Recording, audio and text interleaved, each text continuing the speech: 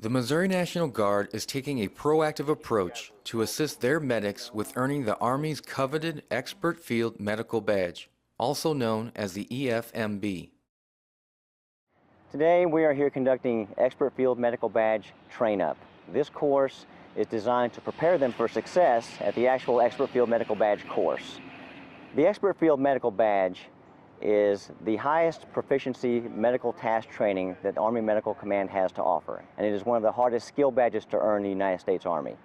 The course itself has a very high failure rate. There's only a 17% pass rate. This was the Missouri National Guard's first course of the pilot program to help establish a permanent EFMB preparatory course. Soldiers are requesting the training, and so the leadership identified that and is responding to the request of the soldiers. Sergeant First Class Floyd developed the training scenarios utilizing instruction materials from the EFMB course and believes that a medic's ultimate success is tied to training and having the right state of mind. We'll start off the training with tactical movement, and we'll come upon some battlefield casualties in a simulated environment. We'll render treatment to those casualties. There'll be some things that happen along the way in the scenario as far as the soldiers reacting to contact. We'll have to do a tactical evacuation of the casualty, and we'll also do some medical evacuation training with a helicopter where we will employ a litter evacuation and also a hoist evacuation. Once the chaos ensues, it gets a little bit more challenging. That's where that muscle memory comes into play. You're hit with different obstacles, you have to overcome them and still be proficient at your medical skill set. 1 minute, ETA. It's about taking it and applying your knowledge in almost real-world scenarios and seeing how well you can integrate those different tasks. The Army's EFMB course includes a comprehensive written test, day and night land navigation, tactical combat casualty care and evacuation, chemical environment operations, and a 12-mile road march. The training was also an opportunity for the medics to call in a 9 line. Line 3, 1, Alpha. The 9 standardized lines of information that the medic needs to quickly and accurately communicate to the incoming medevac helicopter.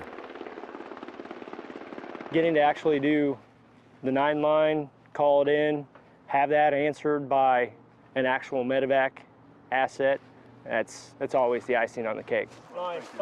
Good job, thank you. 1, Alpha. The biggest challenge, probably barbed wire. I'd never moved a litter under barbed wire before. The medics that earn the coveted EFMB become training multipliers for their units. Not only will they have success at the course and bring back a medical skill badge that they can wear on the uniform and be proud of, but the expectation is that they come back and be what we call a training multiplier, that they bring that skill back and they bring that pride back to their unit and train other soldiers to prepare the next generation for the same success that they had. The highlight of the training was the extraction of the medics using the Black Hawk helicopter's hoist. The medics were instructed to extend opposite limbs to reduce spinning on the hoist.